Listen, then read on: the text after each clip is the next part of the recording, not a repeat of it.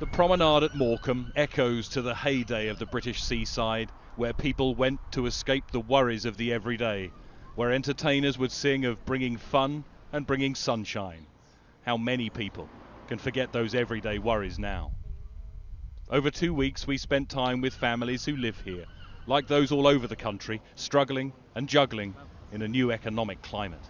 It's not okay, you know, things are not okay. Why is it so hard? It shouldn't have to be this hard. It's horrific. It's affecting everybody. Not knowing when it's going to stop, it's hard.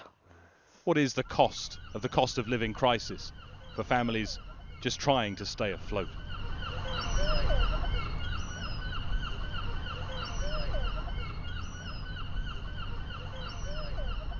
It is down past the now demolished theme park in Morecambe's West End. The challenges are the most acute. The West End is home to Jasmine and her daughters. Like millions of people, their morning routine is now full of anxiety. Well, obviously the fridge freezer's got to be on constantly. The washing machine I'm having to turn off now and I'm not using it. The cooker's now turned off at the wall and I'm not using it.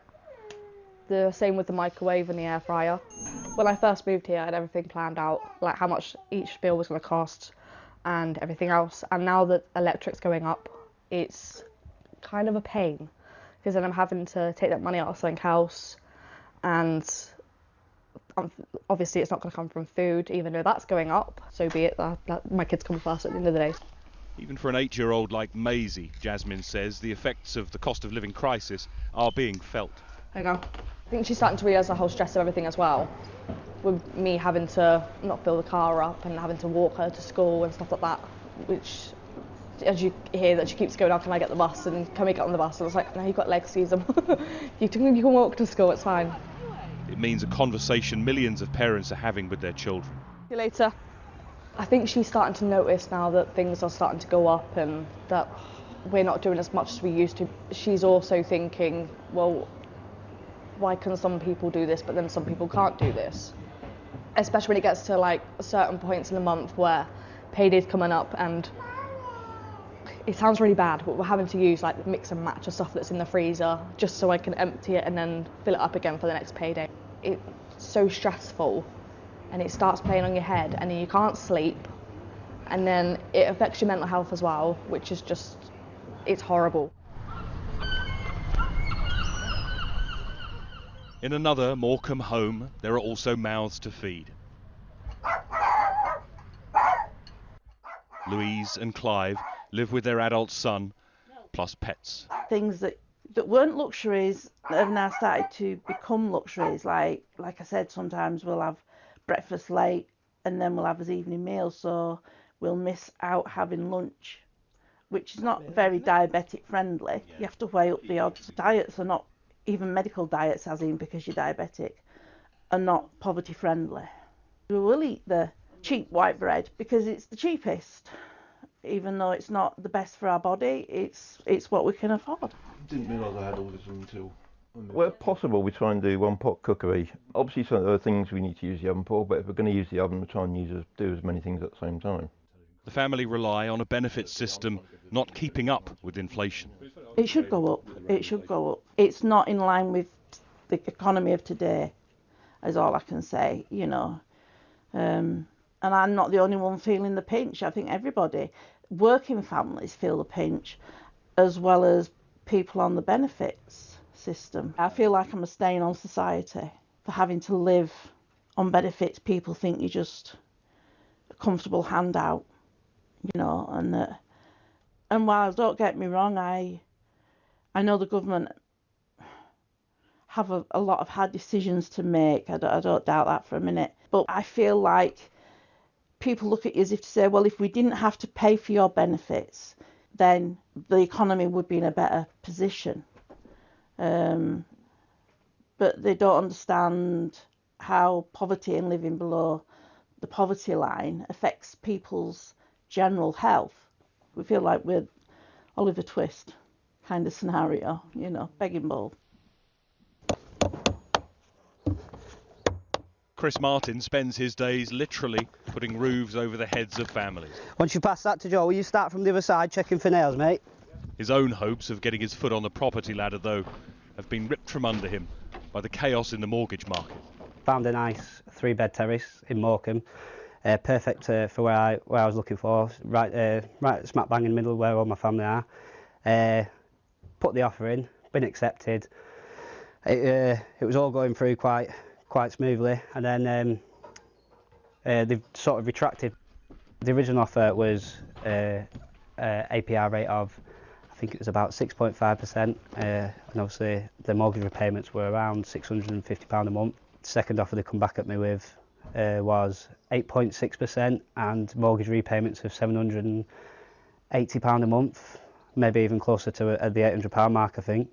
But it's not fair, really, I don't think. But like I say, it's out of my control. Just plainly put, it was quite heartbreaking. Like I say, I've been saving up for a mortgage for the best part of 5-6 years, maybe more. You don't have to do as much walking on the roof then.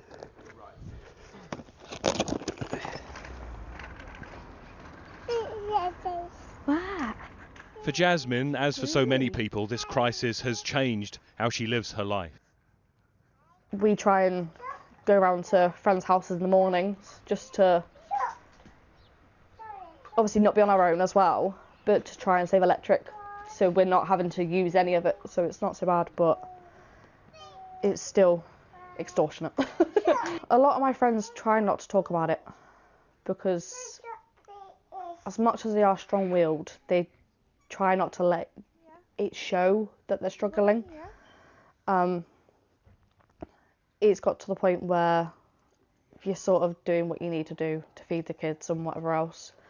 My friends are having to borrow more from their friends and family than what they've ever had to, which is the same case with me as well. For Louise, getting out of the house is essential, even if it is no escape from the financial stresses. Yeah, I will drive around and look at other garages, look at Sainsbury's, look at Morrison's, look at Asda, and whoever's got the cheapest price for the day is where I will go to get some petrol. And then I will phone round family and friends and let them know what price it is where I've been, just in case they're needing any petrol, so that they can take advantage of the lower price from that area. In the heart of Morecambe's West End, the Stanley Centre has become a lifeline, both physically and emotionally. Things to do, people to look after. The numbers at the weekly meditation sessions have grown.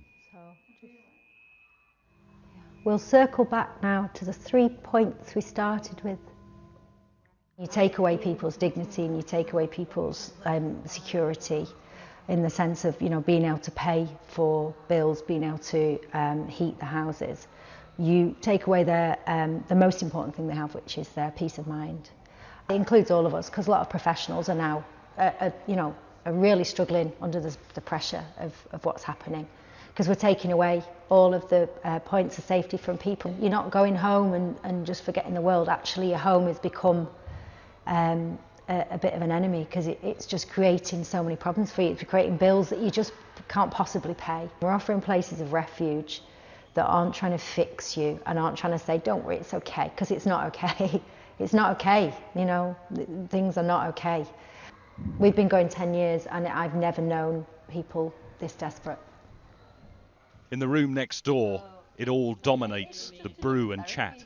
It is affecting everybody. This year has just been absolutely exceptional. The need is increasing at a far higher rate than I thought possible. I had a 92-year-old man 2 weeks ago who went out into his garden and shouted for help because he got no food. It's not something I want to deal with. It's horrific. It's affecting everybody, and there's a lot of people very, very proud in this area that won't ask for help. Well done, you got it. Without that house of his own, for roofer Chris, home life is now with his sister and her family. There we go.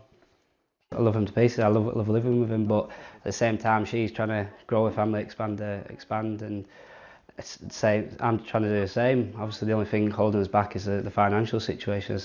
And obviously I'm not the only person to be affected by it. Everybody's in a similar sort of situation, but it's getting to the point where nothing's possible. They must know that it's not affordable for people in my position for what they're offering. It's all come crashing down. Yeah, she's got 2 young kids that are only needing more space every day, and sort of I'm feeling like I'm getting in the way now. It's not a nice feeling really, but it's we're all feeling the same. So on the other side, there's a swirling whirly. All over the country, there are people living life in a way they never expected. If you look, there are those trying to defy the odds. In what was once a church, a father and son betting on a new micro bar. People always find money to spend on themselves, even during times of hardship. We've just got to remember with our prices to make sure that obviously we hit the right market. We've got a good plan for the next couple of years here, where we want to be, the things that we want to achieve, the numbers that we want to hit, and we will work our socks off to get there. It's the only thing that will make it happen. Luck's not going to make this place work. We've planned it down, to the last tee, to the last screw that's got in the wall. We're absolutely raring to go. Just hoping it's busy enough. You're going to sit here? I'm sorry. Why are you saying sorry? And for parents like Jasmine, trying to insulate their children completely is impossible. This is 8-year-old Maisie's view. Toys have gone up. New shoes have gone up as well. Clothes have gone up as well. Bags have gone up. Like, it's all the payment of everything has just gone high up. If it was like £3, something like £3.50, like a little coat for my sister, and she had £3.50, I'm worried that she can't buy anything else because she has no money. Do you want me to cut this up for you? Yeah? It takes its toll. So, from a parent's point of view, you sort of have to put this face on. So, like, nothing's phasing you, you're all fine, everything else. And, like, the minute the kids go to bed, you're like, oh, God, that was hard. Why is it so hard? It shouldn't have to be this hard. My £2 lottery ticket, I'm forever praising the Lord. Not that I'm a believer, but please let me win, please let me win. Just so that I can be comfortable. I don't want to be rich. I want to be comfortable. And as for that new bar... Coffees is officially open. Things are going wrong, but things are also going right. We'll smooth them out, we'll get there, we'll be absolutely fine. We just obviously got to keep our heads down and crack on. It is a plan, a hope for the future. In Morecambe, in towns and cities, communities and families all over the country, hope is all many can do.